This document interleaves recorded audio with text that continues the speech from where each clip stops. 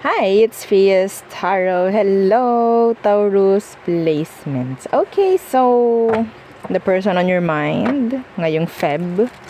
So, syempre, again, before tayo mag-start, kung hindi ka pa nakapag-subscribe, please do subscribe and hit the notification bell para di po tayo, laging napapag-iwanan. O, diba? Para lagi po tayong updated sa mga mangyayari pa lang. And yes, kung may tanong po pagdating sa private reading and sa ating mga charms and diba nating items, just message me sa PM po. No, wag sa comment section para maiwasan na rin na iba ang mag-message sa inyo or mag-reply. Kasi yes, again, we don't reply sa comment section. Okay? Yes, yo. Lalo na po na sa mga nagtatanong dyan kapag sa YT nanonood, no? So, message po kayo sa legit page po ng Fias Tarot. So, nasa 98 K na tayo. Yes, thank you. Diba? Konting kembot na lang, 100K na tayo. And, yes, syempre, may pasorpresa ako sa inyo. Diba? Oo naman. So, sa mga bago dyan, ito ang ating cord cutting. So, si cord cut siya po yung nag-aalis ng inyong mga blockages. Blockages po sa energy at sa frequency. Kaya kayo ay lagi na lang may delay, lagi na lang kayong inaalat, lagi na lang MALAS, yan. Okay, sa lahat po, pangkalahatan na to. No, so tatanggalin natin kung ano man at sino man na nagbibigay sa inyo ng mga ganyang energy. Okay, pwede sa bahay, pwede sa business, lagay po sa kaha or sa front door, sa main door, kung saan po napasok ang mga customers. And pwede pang sarili. Inyong isusuot, pero kung ayaw nyo isuot, pwede nyo ilagay sa white pouch. No? So again, ito naman ang ating 2-in-1 Love and Money Bracelet na napakagaling din lalo na sa pamemera. Okay? So, ganun lang din. Same lang din naman sa love and money kasi nandun yung energy na parang nagmamagnet tayo.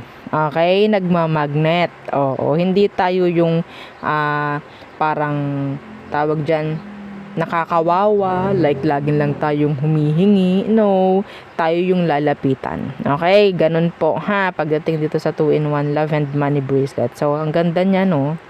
'Di ba? Ganda niyan lalo sa personal. Oo. So, ano pa? Kung lalaki ka, gusto mo nito, hindi mo naman siya masusot, 'di ba? Oo.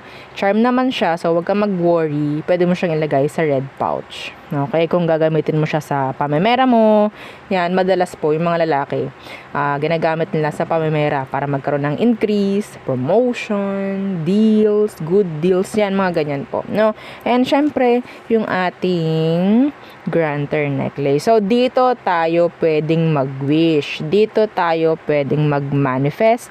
Siya na pong bahala na mag-grant sa inyo.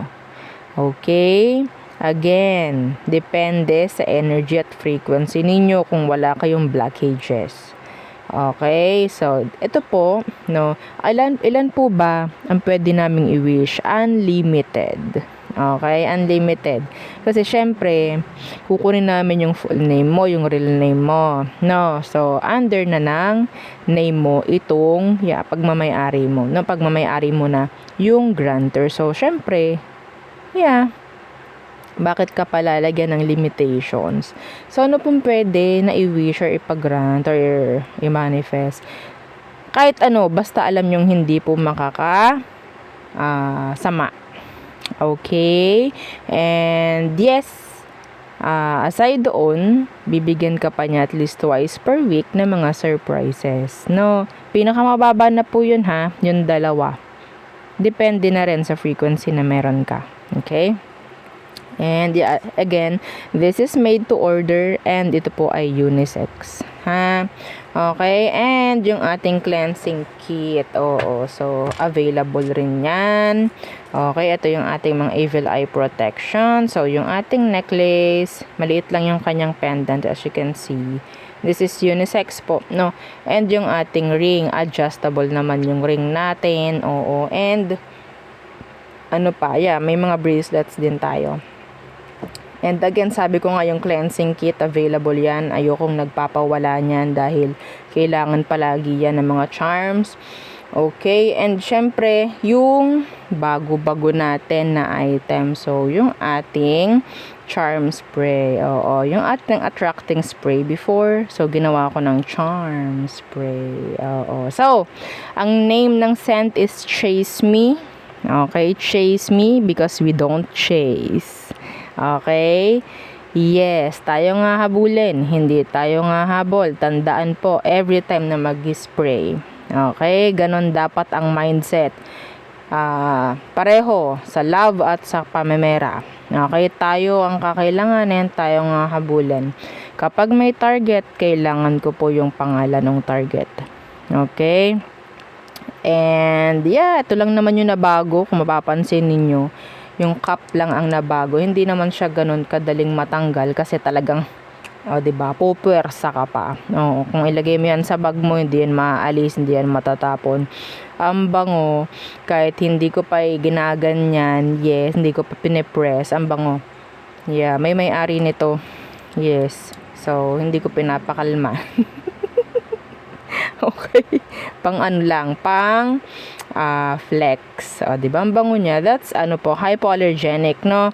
So, nothing to worry if you have this sensitive skin, na sinasabi.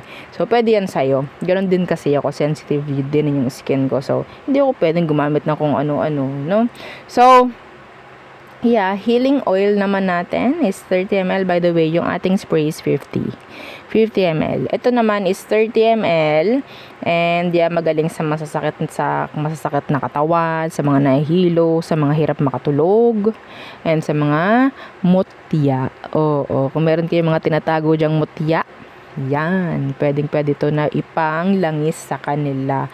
Huwag nyo nang ipagdamot yan sa mga mutya ninyo dahil natutulungan kayo nyan. Okay, huwag nyo nang itanggi. So, let's see.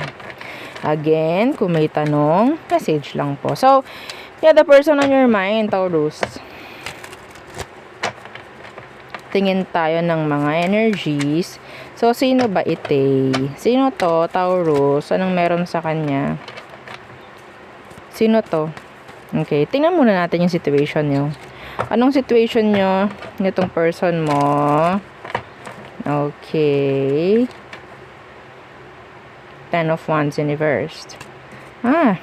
So, merong nag-surrender. Merong nag-drop. Sino ba to? Sino ba tong taong to?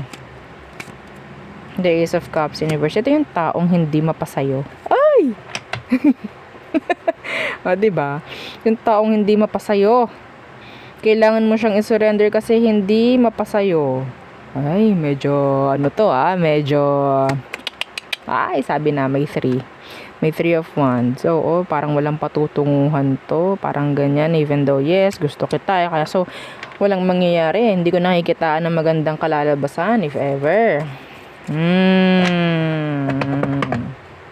Nakakaamoy ako ng third party dito, ha? Diba sa inyo? Yeah.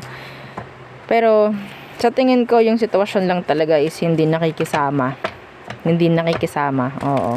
Yun na lang. No, in general. Tingnan natin. Some of you talagang nandyan na yung bumitaw na. Sa sitwasyon, sa connection. Tingnan natin, check natin. Baka gusto mo pang malaman kung anong emosyon nito. Okay, ano bang emosyon niya? Okay, kunin natin yan. Judgment. Some of you, ini-stock ka nito. Yeah, ini-stock ka. Tinitingnan ko ano bang meron sa'yo. They're still curious. Some of them gusto nila ng balikan, mga ganyan. Gusto nila, andun yung energy na hindi pa rin siya totally nabitaw sa sitwasyon. Like, physically, yes, meron ng distansya. Pero, yan, nandyan pa rin siya. Like, sumisilip-silip. Yan, mga ganyan yung kanyang energy. Okay, the Judgment. Yeah, the Hermit. Yes, sini-stock ka nito. Pero iniintindi lang niya talaga. Nilalawakan niya yung pag-intindi sa sitwasyon ninyo. So, siguro talagang nandun yung love niya for you. Ay. Yeah, the Wheel of Fortune is like, yeah, hindi tayo pinapaboran ng ni universe. So, kailangan natin tong i-let go or yeah, yan. Seven of Cups universe. Talagang ikaw lang palagi. Nalulumbay ako dito sa ganitong. Oo, nakakalumbay. Hindi ko alam kung anong mga reason, ha. Kasi kanya-kanya rin naman. Okay? May mga rason na nandito kaya hindi po magtugma ang sitwasyon, hindi mag-workout kasi, yeah, may mga dahilan. So, I think the person is still looking at you, watching you, thinking of you. Still, love ka pa rin nung tao. So, meron bang next action itong taong to aside dyan sa lagi kanyang inaalala? Tingnan natin. The Four of Swords. Wala. Lagi ka lang talaga niyang nasa isip niya. Yes. Kinakailangan ka niya. Yan. Some of them nagkakasakit. Yeah, kakaisip. Na-stress na. The Four of Swords. So, this is silence. Yeah. So, I think, tingnan natin what's with that Four of Swords. Ano yun silence. Hindi sila babasag ng kung ano man. Yeah.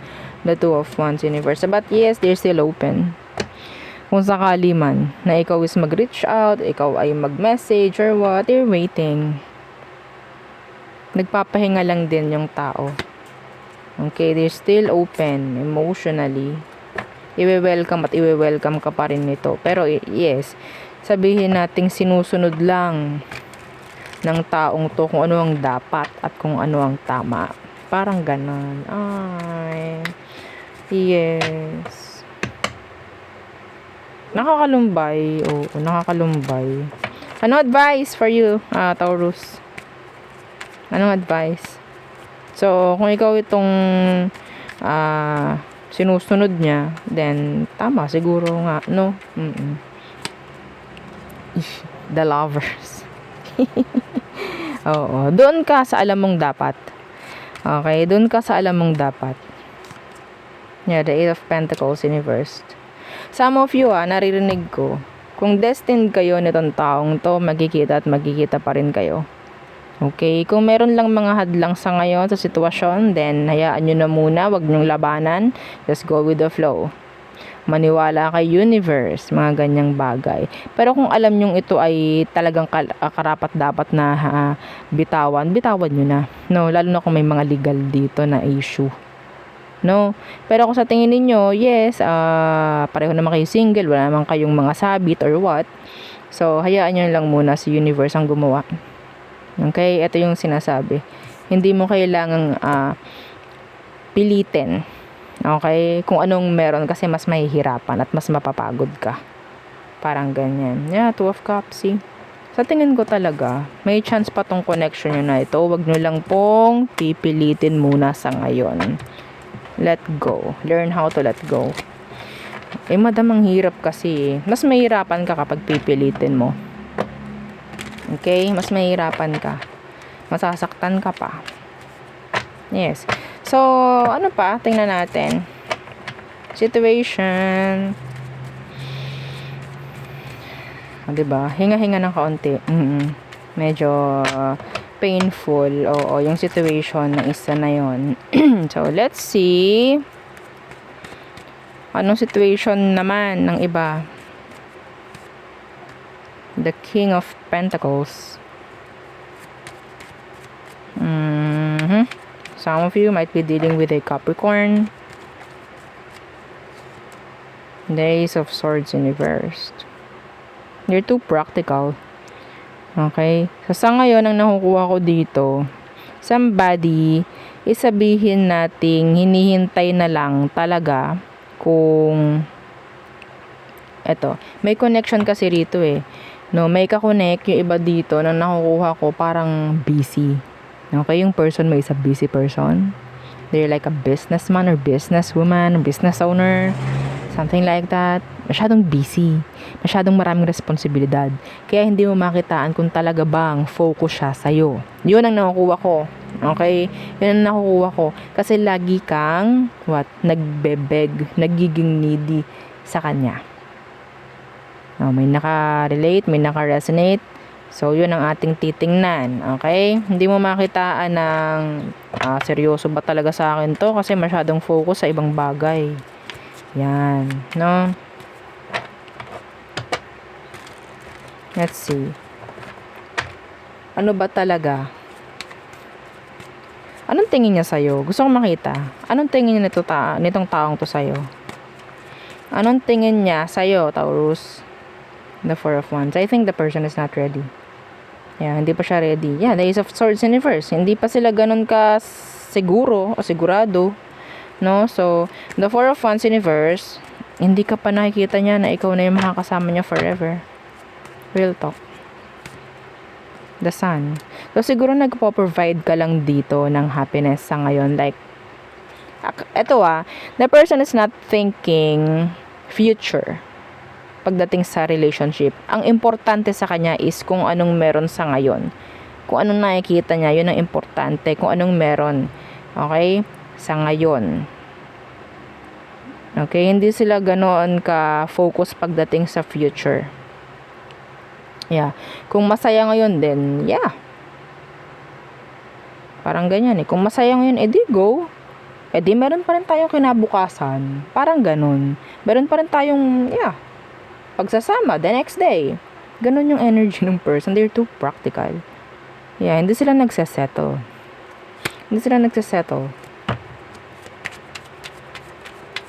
Okay? Yung iba po dito yung parang bago pa lang na connection. Ito, this is a side message. Pwede yung person ninyo is merong iba. Okay? Yung mga bago dyan lalo na online. The Ace of Swords, that's online. Pwedeng hindi mo pa nalalaman yung totoong background ng person. They have, sabihin nating family. They have a family na already like asawa, anak. Okay? Gusto lang nila ng kasiyahan sa kung ano man ang meron. Hindi pa sila nagiging open sa'yo. Andyan yung mga pagsisinungaling, the Ace of Swords in reverse. Okay? So, again, balik tayo dun sa energy. So, hindi pa siya ready to settle. Yeah, hindi siya ready. Tingnan natin ano bang meron, emosyon talaga. The Knight of Cups. So, may tendency siya na magkaroon ng on-off na emosyon pagdating sa'yo. Which is, the Six of Cups. So, again, sabi ko nga, kung anong meron sa ngayon, yun ang papahalagahan ko. The Knight of Wands is here in reverse. The Knight of Wands, may chance na talagang they're like open pa rin sa pakikipag-connect. Some of you, open relationship too Sa totoo lang, this is like an open relationship. Yeah, the King of Wands. They're the one who is in control pagdating dito sa connection niyo na to. Okay, like, open relationship. Some of you, wala pa kayong label. Hindi ka pa mabigyan ng label, hindi ka pa mapakilala, mga ganyang bagay. It's like sobrang tago. Pwedeng tago yung connection. Okay, because they're not ready pa. Yeah, babae, lalaki, kung sino man to, kung ano man ang gender niya. So, ano ang advice for you, Taurus? What's the advice? The Two of Cups. The Devil. Don't get too attached. Huwag masyadong ma-attach. Okay, we have here the Star in reverse, the King of Swords in reverse. Kasi minsan, naniniwala tayo sa kung anong alam lang natin. Okay? And tayo rin yung masasaktan in the end. Kung hindi man, yun mangyari. Okay? And syempre, wag rin tayong masyadong mag-expect ng kung ano man mula sa isang tao. Lalo na kung sa tingin natin, hindi rin naman tayo makakuha ng assurance or what. Okay? Nagugutom ako. Biglang nagutom. So, yeah. Okay? So, yun lang. Napakasimple lang nung sinabi dito. Huwag ka masyadong maa-attach. Kasi mahirap. No? Huwag ka masyadong mafo-fall sa hindi dapat. Yes? Yes. Oo. So, yan. Okay, baka kasi napapatulala na yung iba dyan, hindi na alam ang sasabihin, windang na, ba't ganun, tama nga si madam. Okay, ginising ko lang kayo. Baka kayo ay natutulala na, no, kasi nakaka-relate. Ginulat ko lamang, yung inyong mga presensya. Tingnan natin, all signs are true Pisces. Okay, for you Taurus placements. Again, don't forget to like, share, and subscribe. Thank you. Okay. So, Aries, they need you. Taurus. So, si Taurus hindi na masyadong, nag-iisip sa'yo. Some of them, masyado silang sanay na sa kung anong meron sa inyo ngayon. Okay? So, Gemini, they're blocking you. Saying no. Or maybe you have to say no pagdating sa isang Gemini. So, Cancer, they're thinking of you. Some of them, they're waiting. Leo, iba sa kanila, pwedeng gusto lang nila is-sex. Okay? Virgo, hindi pa rin sila totally nakaka-let go or nakaka-move on. Libra, nandun yung energy ng obsession. Okay? With the Libra. It's like mayroong gustong-gusto na mangyari, something like that. Okay, makita, makausap, something like that, no? So, Scorpio, they're focus sa'yo, si Scorpio. They're consistent. Sagittarius, they need you. They need, you. Like, really, you. So, Capricorn, okay. So, si Capricorn, nandyan yung energy ng, okay, tingnan ko kung ano ang gagawin mo. I'll just sit here and wait. Parang may ganun siyang energy. Aquarius, they're thinking of you sexually. Yeah. Or maybe you're thinking of an Aquarius sexually. Oh my gosh. So, Pisces. Okay, they're giving you mixed signals. Okay, para mawala yung focus mo maybe or what. So, there. Yun ang aking reading for you, Taurus placements. Again, please don't forget to like, share, and subscribe, and follow our FB page. And isa nating YouTube channel na nasa description box below. Again, thank you. Goodbye.